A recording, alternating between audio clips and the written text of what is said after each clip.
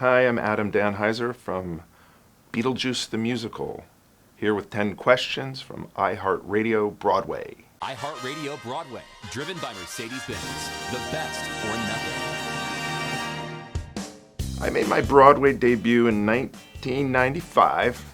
I was in a production of The Tempest, starring Patrick Stewart, among others. And we were at the Broadhurst Theater, and it was electrifying to be on Broadway for the first time. My wife, then girlfriend at the time, was out on tour doing another show, and I remember sitting on the fire escape after the first little scene I was in, writing in a journal to send to her about how electric it felt to be in that show, to be with such great folks like Patrick and so forth.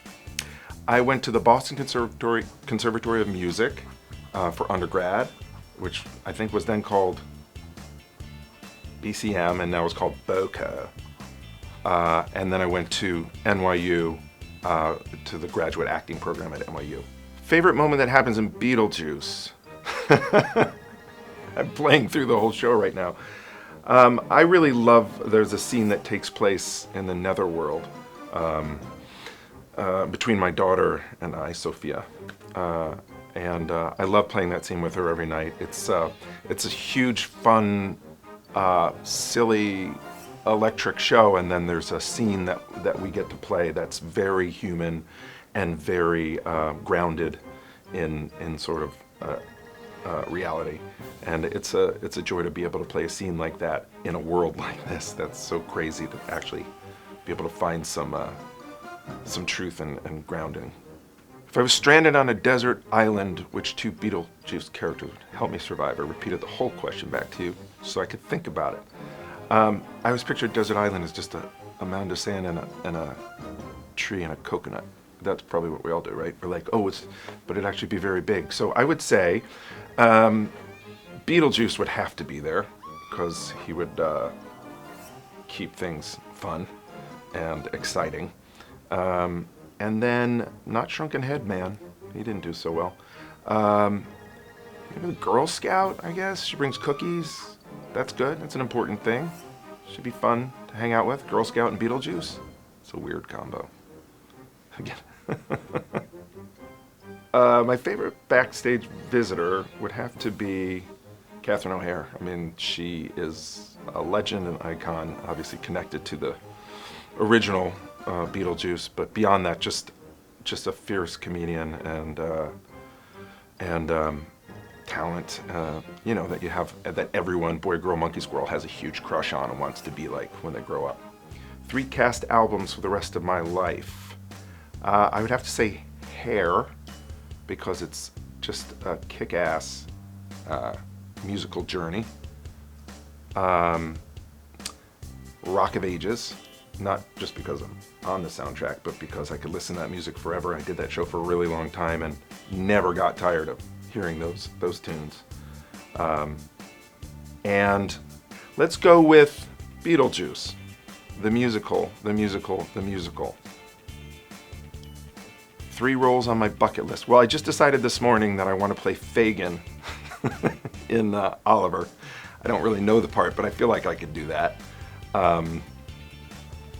What else?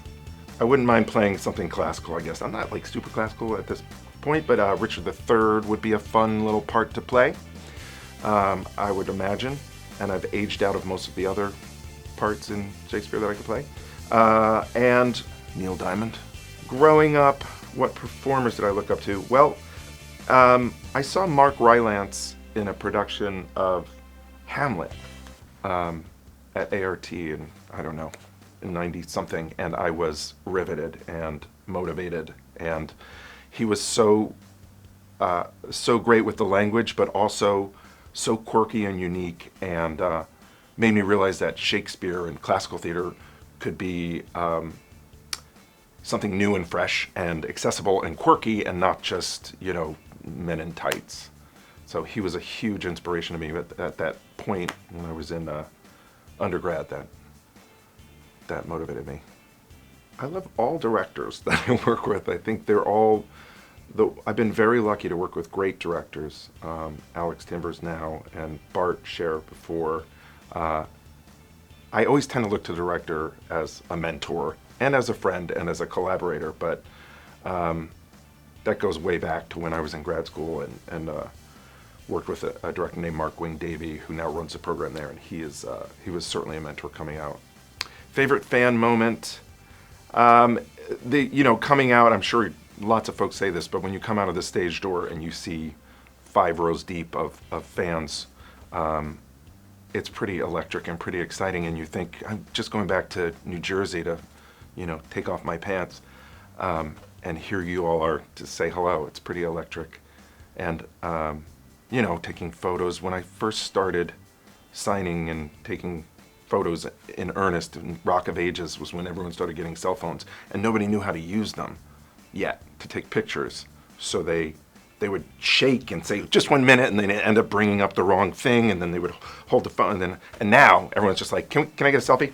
Thank you. So that's exciting to move through that process.